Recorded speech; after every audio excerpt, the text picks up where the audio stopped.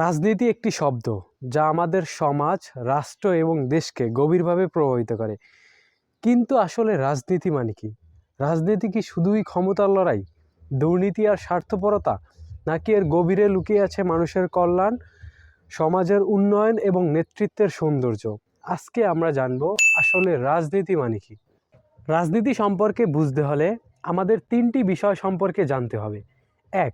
বাংলাদেশের চলমান রাজনীতি। ২. বর্তমান বিশ্বের প্রেক্ষাপটে রাজনীতি। এবং ৩. ইসলাম ধর্মের দৃষ্টিতে রাজনীতি। আমরা যদি বাংলাদেশের রাজনীতির দিকে তাকাই তাহলে দেখতে পাই স্বাধীনতার পর থেকে এখন পর্যন্ত আমরা কি দেখেছি। আমরা তিনটা বিষয় দেখেছি। ১. ক্ষমতার অপব্যবহার। ২. দুর্নীতি এবং লুটপাট। ৩. জনগণের মৌলিক অধিকার উপেক্ষা এবং হরণ। একজন সাধারণ মানুষ হিসেবে রাজনীতিতে আমরা যে নেতিবাচক চিত্র দেখি তা কি আসলে রাজনীতি? না, এটি আসলে রাজনীতি নয়। রাজনীতি মানে হলো দেশের জন্য কাজ করা, মানুষের জন্য কাজ করা এবং দেশকে এগিয়ে নিয়ে যাওয়া। কিন্তু অত্যন্ত দুঃখজনক হলেও সত্য যে স্বাধীনতার পর থেকে এখন পর্যন্ত কোনো রাজনৈতিক দলের মধ্যেই আমরা সেই রকম কিছু লক্ষ্য করিনি যে দেশের জন্য কাজ করা অথবা দেশের মানুষের জন্য কাজ করা, এই রকম মন মানসিকতা আমরা কোনো রাজনৈতিক দলের মধ্যেই এখন পর্যন্ত আমরা দেখতে পাইনি। ভবিষ্যতে পাই কিনা তা আল্লাহ জানে। জনগণের জন্য কাজ করা এবং দেশকে এগিয়ে নিয়ে যাওয়া, এসবের জন্য আমাদের প্রয়োজন এমন নেতৃত্ব যারা সৎ, ন্যায়পরায়ণ এবং জনগণের প্রতি দায়বদ্ধ। এবার যদি আমরা বর্তমান বিশ্বের প্রেক্ষাপটে রাজনীতি সম্পর্কে দেখি তাহলে দেখতে পাই বর্তমান বিশ্বে রাজনীতি বিভিন্নভাবে চর্চা করা হয়। উন্নত দেশগুলোতে রাজনীতি মানে হলো জনকল্যাণমূলক কাজ। উদাহরণ হিসেবে ধরা যাক নরওয়ে বা সুইডেনের মতো দেশগুলো। সেখানে রাজনীতিবিদরা জনগণের স্বাস্থ্য, শিক্ষা এবং সামাজিক নিরাপত্তা নিশ্চিত করার জন্য কাজ করেন। তারা কিভাবে সফল? আমার মনে হয় তিনটি কারণে তারা সফল। ১. জনগণের প্রতি দায়বদ্ধতা। ২.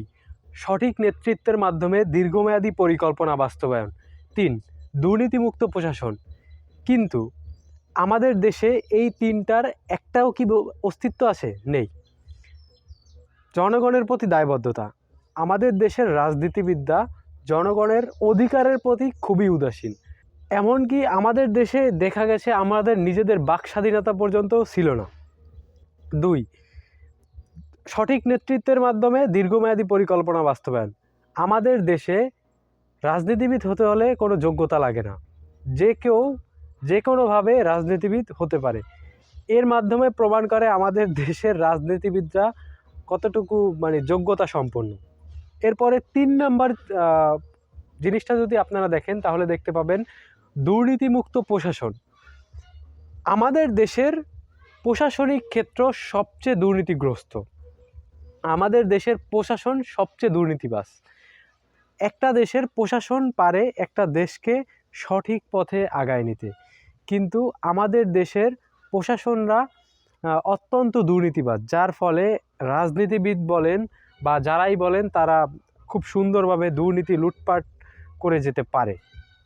এরপরে আমরা যদি ইসলাম ধর্মের দৃষ্টিতে রাজনীতি দেখি তাহলে দেখতে পাই ইসলাম ধর্মে রাজনীতি একটি মহান দায়িত্ব। এটি কেবল ক্ষমতা অর্জনের মাধ্যম নয়, বরং মানুষের সেবা করার একটি পবিত্র দায়িত্ব। ইসলামে মহানবী হজরত মুহাম্মদ সাল্লাল্লাহু আলাইহি সাল্লাম ছিলেন একজন আদর্শ নেতা। তিনি তার শাসন আমলে ন্যায় বিচার, সাম্য এবং সবার প্রতি সমান আচরণের উদাহরণ স্থাপন করেছেন। ইসলামের দৃষ্টিতে একজন রাজনীতিবিদের গুণাবলী কী হওয়া উচিত? আমাদের প্রত্যেকের মনে রাখা উচিত, রাজনীতি মানে ক্ষমতার লড়াই নয়, এটি মানুষের কল্যাণের একটি মাধ্যম।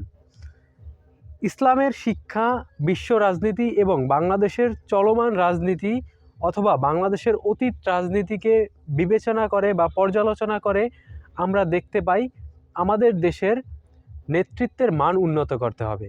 আমাদের দেশের মানুষকে দুর্নীতি থেকে বেরিয়ে আসতে হবে।